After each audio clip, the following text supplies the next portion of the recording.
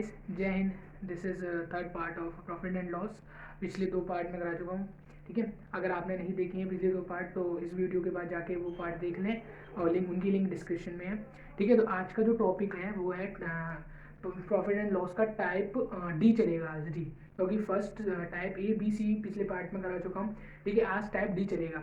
तो चलते हैं पहले क्वेश्चन पर। आज की पहला क्वेश्चन जो है, आज जो पहला क्वेश्चन है वो है कि किसी वस्तु का अंकित मूल्य उसके लागत मूल्य से 10% अधिक है। मतलब इस टाइप वाले क्वेश्चन में क्या होता है कि इसमें क्या होता है कि इसमें अंकित मूल्य आ गया। अंकित मूल्य के बारे में अगर नहीं पता तो मैं अभी बता दूंगा, लेकिन अगर ब्रीफ में जाना है तो इस पर पार्ट फर्स्ट में मैंने अंकित मूल्य के बारे में बताया है। ठीक है, तो सबसे पहले अंकित मूल्य क्या होता है। अंकित मूल्य किसी का भी मार्क प्राइस होता है। एमआरपी जो होती है किसी वस्तु की, एमआरपी वो उसका अंकित मूल्य कहलाता है। ठीक है, किसी वस्तु का अंकित मूल्य उस वस्तु की एमआरपी कहलाती है। ठीक है, और अंकित मूल्य पर हमेशा जो छूट मिलती है, अंकित मूल्य पर हमेशा छूट मिलती है। ठीक है, पहले भी पिछली वीडियो में बताया कि अंकित मूल्य पर हमेशा छूट मिलती है। ठीक है, तो आज के पहले क्वेश्चन पे चलते हैं। आज का जो पहला क्वेश्चन है वो है किसी वस्तु का अंकित मूल्य उसके लागत मूल्य का अंकित मूल्य, एमआरपी जो है लागत मूल्य होता है परचेज प्राइस, लागत मूल्य का 10% अधिक है। ठीक है, लागत मूल्य का 10% अधिक है। अंकित मूल्य पर 10% छूट दी जाती है। ये का छूट आ गई। अंकित मूल्य पर ही हमेशा छूट मिलेगी। कोई भी मूल्य रेखा हो उस पर अगर छूट लिखी हो तो वो मूल्य अंकित मूल्य कहलाता है। ठीक है, अंकित मूल्य पर 10% की छूट दी जाती है। ठीक है, तो हानि या लाभ ज्ञात कीजिए। क्रय मूल्य पर हानि और लाभ पहले भी बताया, हानि और लाभ किस में निकाले जाते हैं, हमेशा क्रय मूल्य पर निकाला जाता है। हानि और लाभ या लाभ हमेशा क्रय मूल्य पर निकाला जाता है। तो माना सबसे पहले अंकित जो है लागत मूल्य का 10% अधिक है। सबसे पहले हमने माना लागत मूल्य जो है वो 100 है। ठीक है, सबसे मानने वाला अभी अब कभी भी मानेंगे परसेंटेज से रिलेटेड चैप्टरों में, कभी भी आगे भी चैप्टर आएंगे, एसआई सीआई आएंगे, उसमें भी हम मानेंगे तो 100 मानेंगे, हमेशा 100। ठीक है, तो माना 100 जो है अंकित मूल्य, परचेज प्राइस, वो 100 जो है लागत मूल्य है, लागत परचेज प्राइस है, क्रय मूल्य, इसको क्रय मूल्य कहते हैं, क्रय मूल्य या लागत मूल्य भी कहते हैं। ठीक है, ठीक है, लागत मूल्य कहते हैं। ठीक है, ठीक है, तो वो बोल रहा है कि अंकित जो है लागत मूल्य का 10% अधिक है। तो 10% अधिक है, इसका प्लस 10% कितना हो गया, ये हो गया 110। ये हो गया हमारा क्या आ गया, अंकित मूल्य। ठीक है, ये अंकित मूल्य आ गया।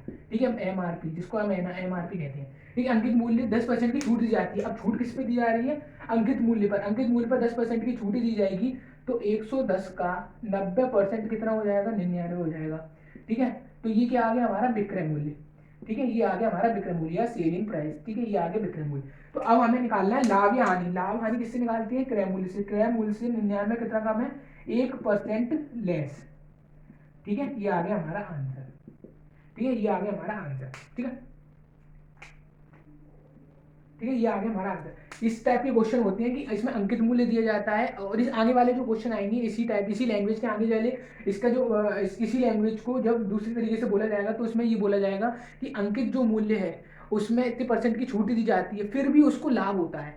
मतलब कितने परसेंट की छूट दी जाती है फिर भी उसको लाभ होता है, तो उसका अंकित मूल्य पूछ लेगा या फिर क्रय मूल्य पूछ लेगा, परचेज प्राइस पूछ लेगा या फिर एमआरपी पूछ लेगा। चलते हैं अगले वाले क्वेश्चन पर। अगला जो क्वेश्चन है, अगले क्वेश्चन पे चलते हैं। ठीक है, अगला जो क्वेश्चन है वो बोल रहा है कि एक स्कूटर के विज्ञापन मूल्य पर 10% छूट देने के बावजूद, अब ये आगे क्वेश्चन, ये वाला जो अभी मैं बात कर रहा था वाला क्वेश्चन आ गया। एक स्कूटर के बोल रहा है, एक स्कूटर है, स्कूटर के विज्ञापित मूल्य होता है अंकित मूल्य, क्योंकि छूट किस पे आती है, हमेशा अंकित मूल्य पर। स्कूटर के अंकित मूल्य पर 10% छूट दी जाती है, इसके बावजूद भी 20% का लाभ कमाता है, बावजूद 20% का लाभ, ठीक है, लाभ कमाता है। ठीक है, 7500 रुपए का लाभ होता है, यदि उसे बोल रहा है, यदि उसे 7500 रुपए का लाभ होता है। ठीक है, तब स्कूटर का मूल्य क्या था, क्रय मूल्य। ठीक है, स्कूटर का मूल्य क्या था। ठीक है, तो इसको निकालने के लिए सबसे पहले स्कूटर के अंकित मूल्य में 10% की छूट दी जाती है। ठीक है, अब माना, अब हमने क्या माना, अंकित मूल्य कितना था, 100 मान लिया हमने, ये हो गया हमारा अंकित मूल्य, इसको बोलते हैं एमआरपी। ठीक है, अंकित मूल्य एमआरपी, इसमें 10% की छूट दी जाती है। इस टाइप वाले क्वेश्चन को हम दो तरीके से कर सकते हैं, एक तो ये वाले मेथड से कर सकते हैं, एक रेशियो, एक मानने वाले से कर सकते हैं, एक रेशियो वाले से कर सकते हैं। ठीक है, आगे अगर यहाँ पे मिक्स्ड फॉर्म होती, अगर यहाँ पे मिक्स्ड फॉर्म होती, यहाँ पे 6 सही 2/3 होता, या फिर यहाँ पे होती 2 सही 2/3 करके कुछ होता, तो हम उसको रेशियो वाले मेथड से करते। आगे वाले जो क्वेश्चन आएगा उसको मैं रेशियो वाले मेथड से करके बताऊंगा। अभी इसमें फुल में है, परसेंटेज मतलब पूर्णांक में है, इसमें कोई ना तो मिक्स्ड फॉर्म है ना तो कोई है। ठीक है, तो उसको मैं इस तरीके से कर रहा हूँ। ठीक है, तो अंकित मूल्य पर 10% छूट दी जाती है, तो अंकित मूल्य से 10% छूट के बाद जो जो आता है वो विक्रय मूल्य होता है। लाभ या क्रय मूल्य से 10% लाभ होता है तो भी विक्रय मूल्य बनता है। ठीक है, तो इस ये क्या हो गया, 90 हो गया हमारा सेलिंग प्राइस। ठीक है, ये हो गया सेलिंग प्राइस। अंकित मूल्य 10% छूट के बाद छूट दी जाती है, उसके बावजूद भी 20% का लाभ होता है, 20% का लाभ होता है। अब हमने एक एक 100 तो मान लिया अंकित मूल्य। ठीक है, अब द्वारा 100 नहीं मान सकते, द्वारा 100 मानेंगे तो इसका मतलब हो जाएगा कि जो अंकित मूल्य एमआरपी है वो परचेस प्राइस के बराबर हो जाएगा। तो उसके लिए हम दूसरी डेट मानते, एक्स मानते, एक्स मान लें। माना जो उसका सेलिंग परचेस प्राइस है, जो उसका परचेस प्राइस है वो एक्स है। ठीक है, तो एक्स का 20% लाभ होता है, तो ये बराबर होता है, तो एक्स में अगर मैं 20%, 120/100 कर दूं, एक्स का 120/100, 20% करेंगे प्लस एक्स जोड़ेंगे तो 120 बनेगा, तो डायरेक्ट मैंने लिख दिया 120% कर दूं तो ये 90 के बराबर हो जाएगा, क्योंकि वो बोल रहा था, ये हो गया हमारा क्या, ये हो गया हमारा ये हो गया हमारा परचेस प्राइस, ये हो गया एमआरपी, ये होगा सेलिंग प्राइस। वो बोल रहा है इसके बावजूद 20% का लाभ होता है, तो 20% का लाभ एक्स का 120/100, इसका लाभ हुआ मतलब टोटल बराबर 90 के हो गया। तो एक से एक कटा, 2 6 5, ये 15 75, तो एक्स का मान क्या आ गया, एक्स का मान आ गया यहाँ से 75, एक्स का मान क्या आ गया 75, तो हम यहाँ पे एक्स की जगह 75 लिख दें तो ठीक है, एक्स की जगह यहाँ पे 75 लिख दे तो हमारा 75 क्या आ गया, परचेस प्राइस आ गया, एमआरपी 100, सेलिंग प्राइस दी। तब 75 का लाभ होता है। अब लाभ हमेशा किस पे निकलता है, लाभ हमेशा निकलता है परचेज प्राइस पे या तो क्रय मूल्य पे, परचेज प्राइस पे या क्रय मूल्य, एक ही बात होती है। ठीक है, तो कितना का लाभ हो गया हमें, इसके बीच में कितने का लाभ हो गया, ये हो गया हमें 15 का लाभ, 15 का लाभ हो गया जो हमारा इमेजिनरी वैल्यू है, 15 का लाभ हो गया हमें जो जो हमारा इमेजिनरी वैल्यू है, 15 का लाभ हो गया, तो हमारा 15, तो 15 बराबर किसके हो जाएगा, 7500 रुपए की, जो इमेजिनरी वैल्यू हमारी उसकी रियल वैल्यू के बराबर हो जाएगा क्वेश्चन की 7500 रुपए की, जो 15 होगा तो एक बराबर किसके हो जाएगा 7500/15। ठीक है, तो 100 बराबर किसकी हो जाएगा 7500/15 गुणा 100, तो ये किसकी वैल्यू आ गई, ये आ गई 1 2 3 4 50,000 रुपए। ठीक है, तो 50,000 रुपए क्या आ गया हमारा एमआरपी, अंकित मूल्य आ गया। इसका मूल्य क्या था, अंकित मूल्य पूछा था, तो एमआरपी आ गई हमारी 50,000, ये आ गई हमारी एमआरपी। ठीक है, ठीक है, अभी इसी टाइप का एक और क्वेश्चन, इसी अगले लैंग्वेज पे चलते हैं। अगले लैंग्वेज वाला क्वेश्चन बोलता है छूट दी जाती है तो इतने बीच कर, हाँ ये वाला जो क्वेश्चन है वो थोड़ा, अगर हम उसकी लैंग्वेज नहीं देखें तो ये क्वेश्चन बहुत टफ, क्योंकि अगले क्वेश्चन पे चलते हैं, अगले लैंग्वेज वाले क्वेश्चन पे चलते हैं। ठीक है, इस टाइप के बहुत क्वेश्चन आते हैं पेपर में, याद है अभी जीडी का पेपर आने वाला है, उस टाइप के भी बहुत क्वेश्चन आते हैं। ठीक है, चलते हैं अगले वाले क्वेश्चन पर। अगला जो क्वेश्चन है वो है हमारा ये, अगला जो क्वेश्चन है सभी टाइप डी, ये टाइप डी चल रहा है, टाइप डी आज जो स्टार्ट हुआ है वो टाइप डी हुआ है, प्रॉफिट एंड लॉस का टाइप डी, लॉस का टाइप डी हुआ है स्टार्ट। ठीक है, रीता ने अंकित मूल्य पर 20% की छूट प्राप्त करते हुए एक टेलीविजन खरीदा। सबसे पहले 20% छूट प्राप्त करते हुए रीता ने 20% छूट प्राप्त करते हुए एक टेलीविजन खरीदा, बट एक टीवी खरीदा। ठीक है, खरीदा और उसे इतने रुपए में बेचकर, उसे 16,800 रुपए में बेचकर, पहले खरीदा है फिर बेचकर, अगर क्वेश्चन दे ही देखेंगे सही से तो बेचकर 800 रुपए का लाभ कमा लिया, 800 रुपए का लाभ। ठीक है, तो अब उसका मूल्य क्या था, अंकित मूल्य क्या था, एमआरपी निकाल लिया हमें टेलीविजन की। सबसे पहले बोल रहा है रीता 20% छूट प्राप्त करके एक टेलीविजन खरीदा तो मतलब माना इसका अंकित मूल्य, क्योंकि छूट किस पे मिलती है, हमेशा अंकित मूल्य पे मिलती है। अंकित मूल्य हमें क्वेश्चन में दिया नहीं है, हमसे पूछा है अंकित मूल्य, तो हमसे जो भी चीज पूछी जाती है उसको परसेंट में 100 मान लो, 100 मान लिया हमने, ये आ गया हमारा एमआरपी आ गया। ठीक है, एमआरपी आ गया ये। ठीक है, 20% छूट देने के बाद इसका 20% करेंगे, छूट का मतलब होता है कम होना, ठीक है। 20% छूट देने के बाद भी 80 रह गया, ठीक है। 100 का 20% कम करेंगे तो 80 रह जाएगा। एक टीवी खरीदा, उसे इतने में बेचकर, अब ये इसने खरीद लिया, ये हो गया इसका सेलिंग प्राइस। जो इसका सेलिंग प्राइस है, जो इसका सेलिंग प्राइस है, ठीक है। अब इसने क्या करा, 16,800 में बेचकर इस टीवी जो इतने में खरीदा, इसको इतने में बेचकर 16,800 में बेचकर 800 रुपए का लाभ कमाया। मतलब इसने कितने में खरीदा था, 16,800 में से 800 घटा देंगे तो 16,000 रह जाएगा, 16,000 रुपए रह जाएगा। मतलब 16,800 में बेचा, जिसमें उसको 800 का लाभ हुआ, इसके बेचने वाले में से लाभ घटा दिया तो हमें क्या आ गया, इसका जो खरीदने वाला मूल्य था, मतलब ये आ गया परचेज प्राइस, ठीक है, जो कि 80 के बराबर है। 80 इतने में ही तो खरीदा था, ये इसका जो सेलिंग प्राइस है, परचेज प्राइस की सेलिंग प्राइस बराबर परचेज प्राइस। तो 80 बराबर किसका हो जाएगा, रियल वैल्यू का 16,000, 16,000 रुपए का। तो एक बराबर किसके हो जाएगा, 16,000 बटे 80, ठीक है, ये हो जाएगा 200 की, ठीक है, ये हो जाएगा 200 की, ठीक है। तो अब हमें क्या निकालना है, मार्क प्राइस। तो 100 बराबर किसकी हो जाएगा, 100 बराबर हो जाएगा 1 2 3 4 20,000 रुपए के, ठीक है। तो ये क्या आ गया हमारे पास, इसका एमआरपी आ गया। एमआरपी क्या आ गया, ये बराबर एमआरपी। ध्यान से सुनना, ठीक है। क्या बोल रहा था क्वेश्चन में, पहले बोलता है कि 20% छूट दी, उसके बाद इसने छूट देने के बाद खरीदा। 20% उसने किसी दुकानदार से जाकर छूट ली, कि उसने एमआरपी पर 20% छूट ली और एक टीवी खरीद लिया, और टीवी को 16,800 में बेचकर 800 का लाभ कमा लिया। सबसे पहले अंकित मूल्य पर 20% की छूट दी, तो मतलब 100 का 80 रुपए में खरीदा, माने 100 का था 80 में खरीद लिया, ठीक है। ये हो गया हमारे इमेजिनरी, ठीक है, ये होगी सेलिंग प्राइस आ गई। अब जो इसकी सेलिंग, अब बोल रही है कि ये 16,800 में बेचकर, मतलब खरीदा इसने इतने में था, लेकिन इसने इतने में बेचा और 800 का लाभ घटा देंगे तो इसका खरीदा मूल्य आ जाएगा टीवी का। मतलब इसने 80 रुपए में खरीदा था और ये भी खरीदा था, ठीक है। तो ये बराबर इसकी सेलिंग प्राइस बराबर परचेज प्राइस 880 बराबर 16,000 रुपए की। एक वैल्यू का मान आ गया 20,000 रुपए का, क्या था हमारे पास, जो रीता ने टीवी खरीदा था उसका मूल्य क्या था, 20,000 रुपए, ठीक है। आगे वाले क्वेश्चन पे चलते हैं, इजी लैंग्वेज के एक आगे वाले क्वेश्चन है।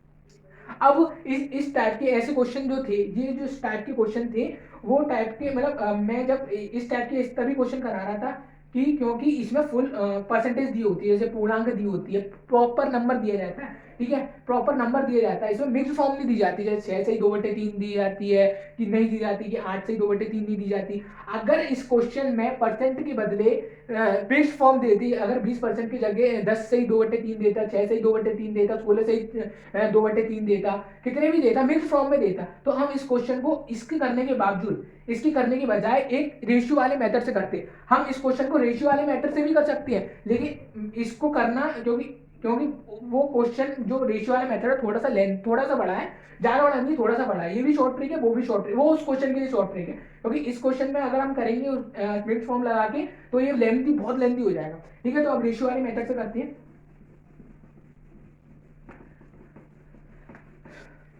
ठीक है।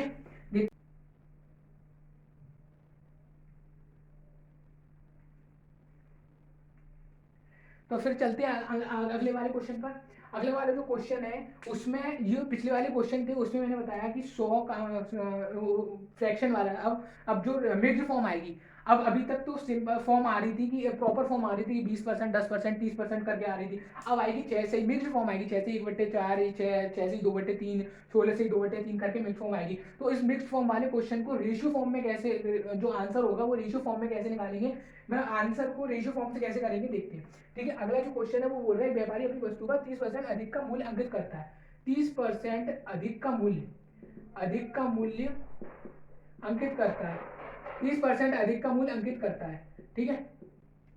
यदि वह 6 से ही 1/4% की छूट देता है, ठीक है, छूट कितनी की मिल रही है, देता है, तो लाभ, ठीक है। तो लाभ निकालना, सबसे पहले अधिक का मूल्य अंकित करता है 30%, मतलब अपने क्रय मूल्य से ही तो 30% अधिक का मूल्य अंकित करेगा। तो इसका फ्रैक्शन करेंगे जब हम, तो ये हो जाएगा हमारा रेशियो फॉर्म, ये लिख दे रहा हूं मैंने, रेशियो फॉर्म, ठीक है। तो 30% का करेंगे तो 30% का हो जाएगा, इसको अगर हम तोड़ेंगे, रेशियो में तोड़ेंगे तो 3/10 हो जाएगा, तो जिसमें 10 क्या हो जाएगा यहाँ पे हमारा, 10 से 13 हो गया, 10 से क्या हो गया हमारा परचेज प्राइस या फिर क्रय मूल्य। परचेज प्राइस को क्रय मूल्य बोलते हैं, ठीक है। सेलिंग प्राइस को बोलते हैं विक्रय मूल्य, ठीक है। और एमआरपी को बोलते हैं हम एमआरपी को अंकित मूल्य बोलते हैं, अंकित। ठीक है, तो ये परचेज प्राइस हो गया। अब ये क्या हो गया हमारा, ये क्या हो गया हमारा एमआरपी। ठीक है, ये क्या आ गया हमारा एमआरपी आ गया। ठीक है, परचेज। अब ये हो गया पहली इक्वेशन से, ये हो गया। ठीक है, सेकंड इक्वेशन बोल रहा है कि अब बोल रहा है कि 6 से 1/4 की छूट देता है। तो 6 से 1/4 को हम करेंगे उसमें हम रेशियो में तोड़ेंगे। 25/4 गुणा 100 1/16। तो 16 से -1, तो 16 से कितना हो जाएगा 15 हो जाएगा, क्योंकि छूट दे रहा है, छूट दे रहा है ना। और छूट हमेशा किसमें मिलती है, अंकित मूल्य। तो ये एमआरपी आ गया हमारा सेकंड वाली इक्वेशन से। और ये क्या आ गया, अंकित मूल्य से क्या निकाला जाता है, कोई भी छूट देगा, कोई भी मूल्य आता है तो उसको बोलते हैं हम सेलिंग प्राइस। पिछली वाली वीडियो में बताया सेलिंग प्राइस होता है। ठीक है, अब इसी एक ही वस्तु है तो उसका अंकित मूल्य अलग अलग थोड़ी ना होगा, बराबर ही तो होगा। तो इसमें इसको और इसको बराबर करने के लिए क्या करेंगे, इसमें मैं 16 का गुणा कर दूं दोनों तरफ, इसमें मैं 13 का गुणा कर दूं दोनों तरफ, क्योंकि ये और ये बराबर करने के लिए मुझे यहाँ पे 16 का गुणा करना पड़ा, यहाँ पे 13 का गुणा करना पड़ा। तो यहाँ पे क्या आ गया, ये वाला क्या आ जाएगा, यहाँ पे 160 रेशियो 16 का 13 से करेंगे, 3 18 4 1 208 आ जाएगा। ठीक है, ये आ गया, ये आ गया परचेज प्राइस, ये क्या आ गया एमआरपी आ गया। ठीक है, अब इसका करेंगे तो क्या आ जाएगा, इसका करेंगे तो 208 आ जाएगा। और ये क्या आ जाएगा हमारा एमआरपी सेकंड वाली क्वेश्चन से। और इसका कितना आ जाएगा, 15 गुणा 13 करेंगे 4 5 195 आ जाएगा। ये क्या आ गया हमारा सेलिंग प्राइस, ये क्या आ गया हमारा सेलिंग प्राइस। ठीक है, तो अब बोल रहा है एमआरपी दोनों की बराबर है। अब बोल रहा है तो लाभ ज्ञात करना। तो लाभ ज्ञात करने के लिए, तो लाभ हमें कहां से ज्ञात होता है, लाभ हमें क्रय मूल्य से ज्ञात होता है। क्रय मूल्य क्या है हमारा परचेज प्राइस। परचेज प्राइस क्या क्रय मूल्य है, तो ये वाला जो है ये परचेज प्राइस और ये सेलिंग प्राइस है। तो इससे कितना ज्यादा है, ये इससे 35 ज्यादा है। ठीक है, ये कितना ज्यादा है, इससे 35 ज्यादा है। किससे, 160 से, क्योंकि लाभ और हानि किससे निकालते हैं, हमेशा क्रय मूल्य से निकालते हैं। लाभ और हानि हमेशा क्रय मूल्य से निकालते हैं। तो क्रय मूल्य कितना है 160 और विक्रय मूल्य कितना आ गया हमारा 195। ठीक है, अब दोनों 195 तो बटे गुणा 100 करेंगे तब कितना आ जाएगा 100, ये कटा 2 8 35 गुणा 5 करेंगे 175/8%। इसको अगर मैं तोड़ूंगा, ठीक है, इतना लिख रहे हो आप, ठीक है, इतना पता लग गया होगा। ठीक है, इसको फिर मिक्स्ड फॉर्म में भी लिख सकते हैं। ठीक है, ये हो गया हमारा आंसर। मतलब एक तरीका था कि जब हमें मिक्स्ड फॉर्म नहीं दी थी, मिक्स्ड फॉर्म में नहीं दिया था परसेंटेज, तो हम कौन से तरीके से कर रहे थे, मानने वाले तरीके से कर रहे थे। लेकिन जब इस क्वेश्चन में हमें मिक्स्ड फॉर्म दे दी, ठीक है, तो हम इस क्वेश्चन को कैसे करेंगे, मानने वाले से नहीं, रेशियो वाले क्वेश्चन से करेंगे। क्योंकि अगर हमें इस 6 से 1/4 का निकालू 100% से 6 से 1/4 आ जाएगा, तो फिर वो पॉइंटों में चला जाएगा मानने वाले पे। तो इसके लिए हमने इसको रेशियो फॉर्म से करा। रेशियो फॉर्म से ये हो गया तरीका, MRP selling price purchase price MRP. ठीक है, दोनों का निकाल लिया हमने, यहाँ से स्टार्ट हुआ था क्वेश्चन, यहाँ पे एंड करके। ठीक है, ये दोनों का वैल्यू निकाल ली, अब हमने फिर उसका लाभ निकाल लिया। ठीक है, चलते हैं अगले क्वेश्चन पर।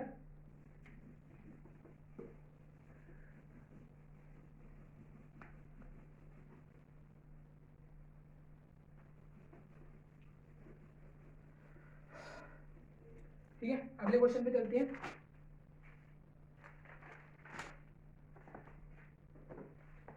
ठीक है, इसी टाइप का एक और क्वेश्चन करेंगे। ठीक है, अगले क्वेश्चन पे मतलब अगले अगले लैंग्वेज वाले क्वेश्चन पर चलते हैं। आज टाइप डी खत्म हो जाएगा ये वाले क्वेश्चन पर। किसी वस्तु पर 10%, 20%, 25% उत्तरोत्तर छूट से वस्तु की कीमत कितनी कम हो जाएगी। अब ये क्वेश्चन है, मैंने पिछली वीडियो में या तो परसेंटेज वाली जो भी क्लास ली थी, अगर आपने नहीं देखी है तो देख लेना। लेकिन मैंने पिछली वीडियो में भी ये बताया कि कोई भी वस्तु है, कोई भी वस्तु का मूल्य है, यदि किसी वस्तु की कोई भी संख्या में लगातार कमी होती रहती है तो लगातार वृद्धि होती जाती है, कोई भी संख्या, जैसे कि मैं बताऊं 100 है मेरे पास, 100 रुपये हैं, 100 रुपये का 10% कम करूंगा तो 90 हो जाएगा। फिर 90 का 20% कम करूंगा, फिर जो आएगा फिर उसका 30% कम करूंगा। तो इसका एक ही मूल्य को बार बार कम करने के लिए जो मैंने शॉर्ट ट्रिक बताई थी वो थी, मैं बताऊँ इस क्वेश्चन में करने के लिए, किसी वस्तु पर 10%, 20% और 25% की छूट दी जाती है, छूट दी जाती है।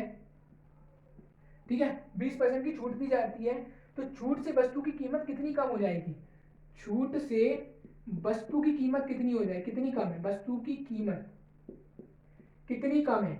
तो ये क्वेश्चन देखो, सबसे पहले इस क्वेश्चन का करने के लिए सबसे पहले मैंने बताया था कि जब भी कोई लगातार कमी आती है किसी भी वैल्यू में लगातार कमी आती है तो सबसे पहले इसको फ्रैक्शन में तोड़ लेती है। तो 10% का क्या हो जाएगा, 10% का हो जाएगा 1/10।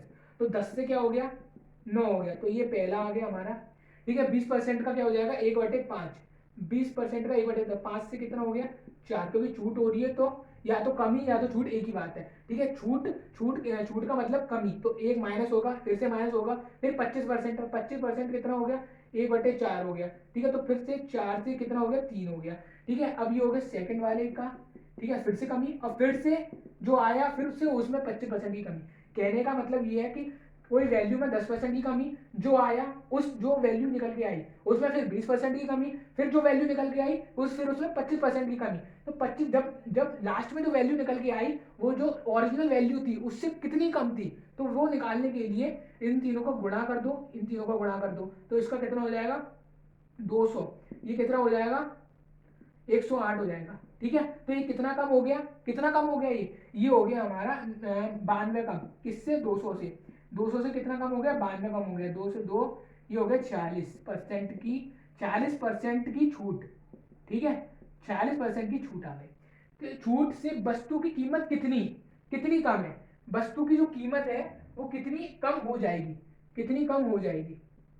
छूट आ गई 46। तो अब वस्तु छूट से कितनी कम है, कितनी ज्यादा है। ठीक है, कितने छूट से वस्तु की कीमत कितनी कम हो जाएगी, वस्तु थी हमारी 100, छूट दे दी हमें 40% की, तो वस्तु रह गई हमारी कितनी, 54। तो बस छूट से वस्तु की कीमत कितनी कम हो जाएगी, 100 का 40% की छूट दी जाएगी, तो वस्तु की कीमत, नई वस्तु की कीमत कितनी आ गई, 54 आ गई, 54%। 54% आ गई नई वस्तु की कीमत। ठीक है, ये क्वेश्चन